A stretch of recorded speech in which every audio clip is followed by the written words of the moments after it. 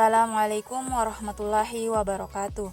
Perkenalkan, saya Siti Hajar dengan NIM 19 11051 dari Program Studi Pendidikan Agama Islam, Fakultas Tarbiyah, Institut Agama Islam Negeri Parepare. Alhamdulillahirabbil alamin. Marilah kita panjatkan puji syukur kita atas segala nikmat dari Allah Subhanahu wa taala dalam bentuk apapun yang telah diberikan kepada kita sebagai makhluk ciptaannya. Dan tak lupa pula kita kirimkan salawat serta salam kepada Nabiullah Nabi Muhammad sallallahu alaihi wasallam. Allahumma salli ala sayyidina Muhammad. Pada kesempatan ini, saya akan membahas materi pada mata pelajaran Akidah Akhlak, yaitu bab 2 tentang Ayo Mengenal Sifat-Sifat Allah. Selanjutnya, saya akan menyampaikan tujuan pembelajaran pada pertemuan ini, yaitu setelah mengikuti proses pembelajaran, peserta didik diharapkan dapat: pertama, memahami dan menjelaskan makna sifat-sifat wajib Allah, sifat-sifat mustahil Allah, dan sifat-sifat jaiz Allah dengan baik dan benar. Yang kedua, menyebutkan dalil nakli yang berhubungan dengan sifat-sifat wajib Allah, sifat-sifat mustahil Allah, dan sifat-sifat jaiz Allah. Yang ketiga, menjelaskan keutamaan mengenal nama dan sifat Allah. Yang keempat, meyakini adanya sifat-sifat wajib Allah, sifat-sifat mustahil Allah, dan sifat-sifat jaiz Allah. Allah Subhanahu wa ta'ala adalah zat yang maha sempurna dan yang maha agung. Zatnya adalah tunggal, tidak terdiri dari unsur-unsur dan bagian-bagian, serta tidak ada suatu apapun yang serupa dengannya. Dan karena itu, manusia dilarang berpikir tentang zat Allah karena tidak ada yang dapat mengetahuinya. Manusia dipanggil untuk menggunakan akalnya bagi memikirkan alam ini dan segala isinya, tidak untuk memikirkan zat Allah yang gaib itu dan tidak ada yang serupa dengannya. Beriman kepada Allah Subhanahu wa ta'ala berarti manusia wajib beriktikad dengan penuh yakin akan sifat-sifat Allah. Allah Subhanahu wa ta'ala memiliki 3 sifat, yaitu sifat-sifat yang wajib, sifat-sifat yang mustahil, dan sifat-sifat yang jaiz. Baiklah, kita akan membahas ketiga sifat-sifat Allah tersebut. Pertama, sifat-sifat wajib Allah. Sifat wajib Allah adalah sifat-sifat yang khusus hanya dimiliki oleh Allah Subhanahu wa ta'ala saja, dan tidak ada satupun makhluk yang memiliki sifat tersebut. Sifat wajib Allah inilah yang membedakan Allah sebagai Sang Pencipta dengan semua makhluk ciptaannya.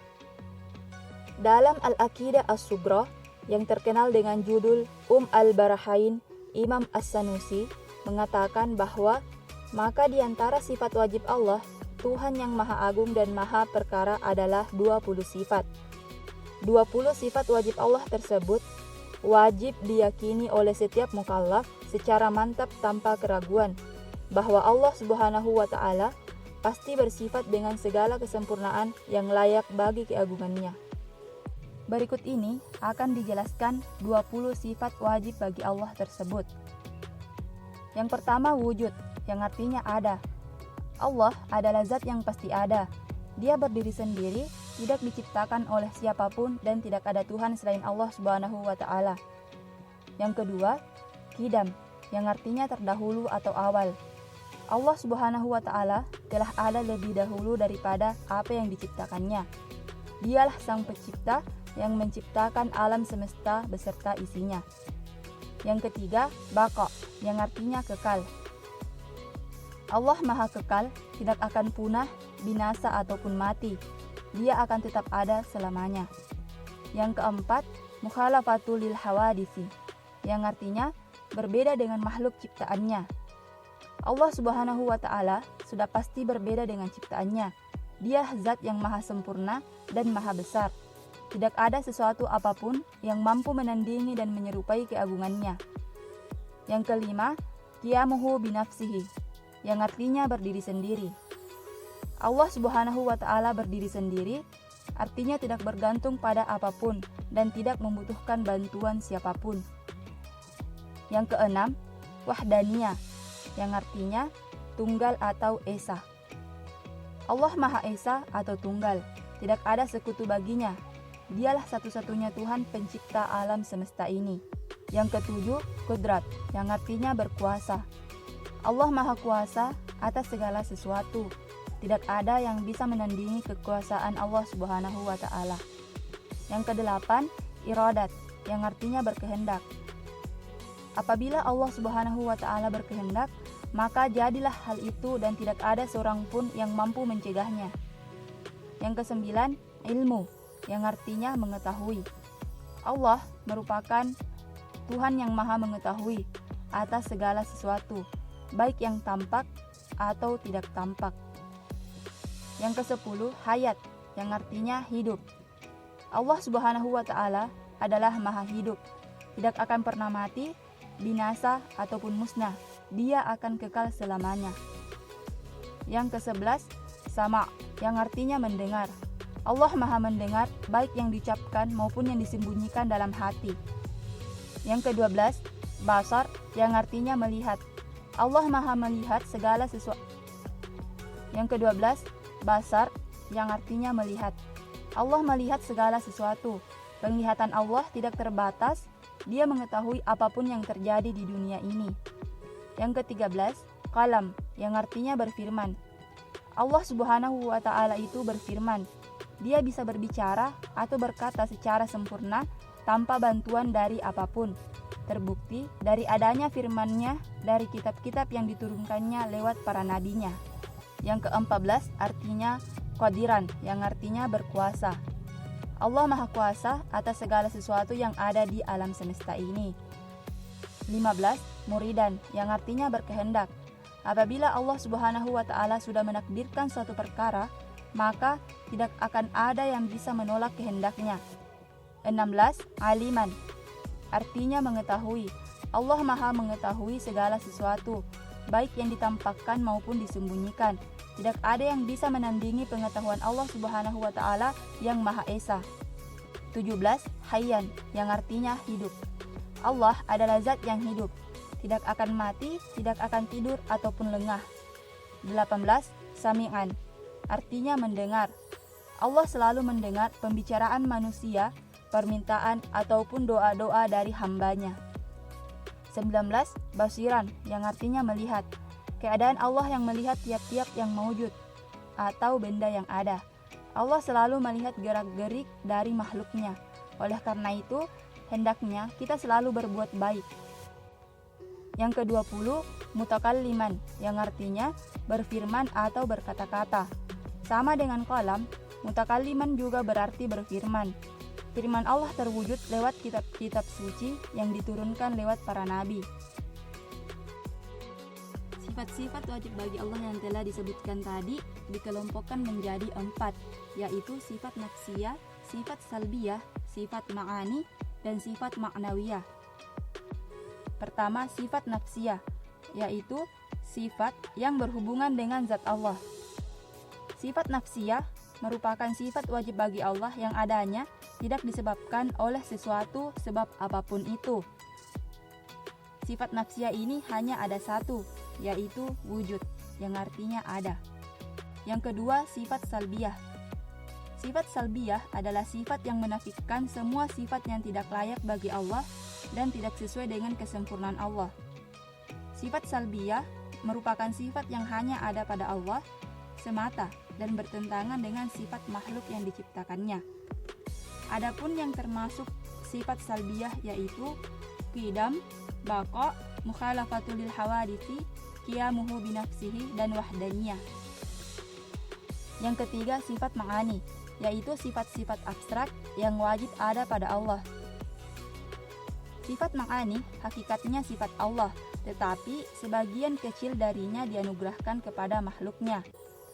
Maksudnya, sifat ma'ani ini menambah makna kesempurnaan pada zat Allah. Jikapun terdapat sifat-sifat tersebut pada manusia, maka persamaannya hanya pada lahir atau lafal saja, tidak pada hakikatnya.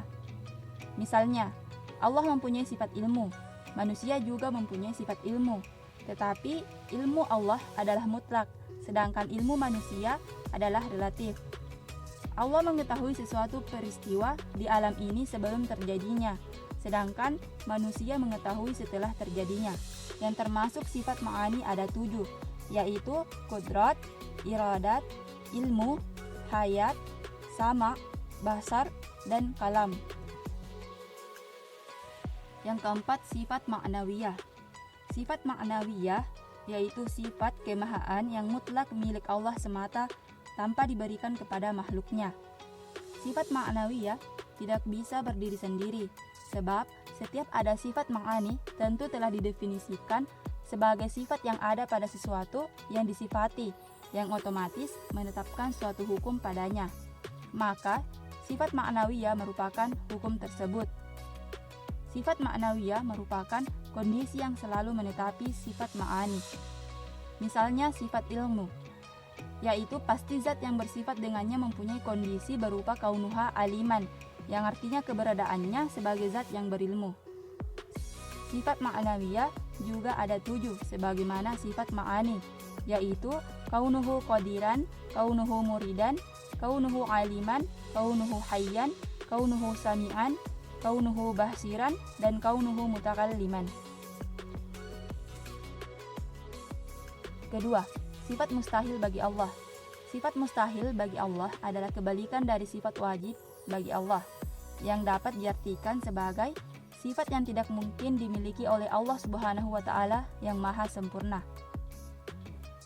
Sifat mustahil bagi Allah juga terdiri dari 20 sifat, yaitu pertama, Adam yang artinya tiada, yang kedua, huduts yang artinya ada yang mendahului, yang ketiga, fana yang artinya musnah, yang keempat, mumatsalatulil hawadisi, ada yang menyamai, yang kelima, ihtiyaju li ghairihi, artinya memerlukan yang lain, yang keenam, ta'adud yang artinya berbilang, yang ketujuh, ajazun artinya lemah, yang kedelapan, koroha yang artinya terpaksa, kesembilan, jahlun artinya bodoh, 10, mautun artinya mati, 11, samamun artinya tuli, 12, ama artinya buta, 13, bakamun artinya bisu, 14, ajizan artinya zat yang lemah, 15, karihan artinya zat yang terpaksa, 16, jahilan artinya zat yang sangat bodoh, 17, mayitan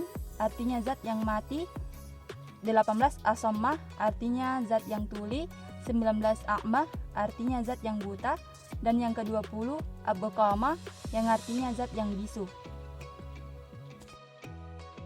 Ketiga, sifat jaiz Allah. Sifat jaiz Allah adalah sifat yang mungkin atau boleh ada, atau sifat yang mungkin atau boleh tidak ada pada Allah Subhanahu wa Ta'ala. Dalam kalimat lain, sifat jaiz ini adalah sifat yang bisa melekat pada Allah dan bisa pula tidak melekat pada Allah. Sebab semua adalah berdasarkan kehendaknya, maka Allah bisa melakukan sesuatu atau tidak melakukan sesuatu. Sifat jaiz pada Allah berbeda dengan sifat wajib dan sifat mustahil Allah yang terdiri dari banyak sifat. Sifat jaiz Allah hanya ada satu, yaitu fi'lu kulli mukminin au tarkuhu, yang artinya Allah dapat melakukan sesuatu hal dan dapat pula tidak melakukan sesuatu hal. Tidak ada kewajiban atasnya untuk melakukan atau tidak melakukan sesuatu. Tidak ada pula paksaan kepadanya untuk melakukan atau tidak melakukan sesuatu. Kehendak sepenuhnya hanya ada pada Allah Subhanahu wa Ta'ala.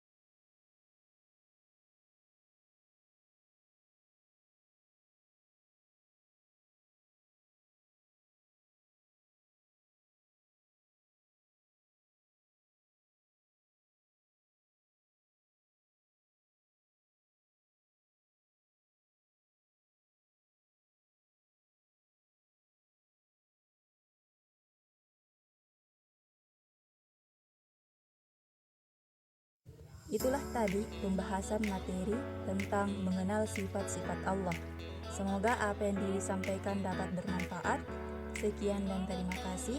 Assalamualaikum warahmatullahi wabarakatuh.